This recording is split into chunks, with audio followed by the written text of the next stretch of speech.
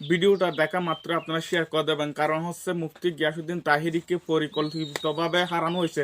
আপনারা তো সবাই জানেন, এই ভিডিওগুলো আপনারা দেখেন এবং ছবিগুলো দেখেন। তো সুন্নি জোটের পক্ষ থেকে হচ্ছে এখন মামলা করার সিদ্ধান্ত নিয়েছে।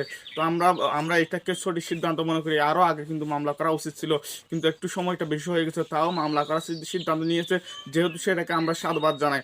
তো আপনারা যারা ভিডিওটা দেখতেছেন, ভিডিওটা কিন্তু প্রচুর পরিমাণ শেয়ার করে দেবেন।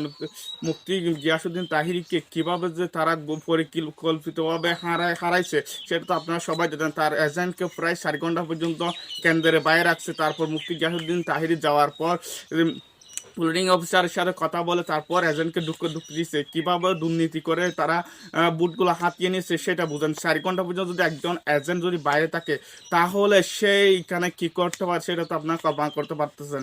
তো আপনারা যারা ভিডিওটা দেখতেছেন সবাই ভিডিওটা শেয়ার করে দেবেন এবং সুন্নিয়তের জয় স্বার্থে সবাই ভিডিওটা শেয়ার করে দেবেন। এবার আরও আগে কিন্তু মামলা করা উচিত ছিল, এখন কিন্তু একটু দেরি হয়ে গেছে মনে হচ্ছে।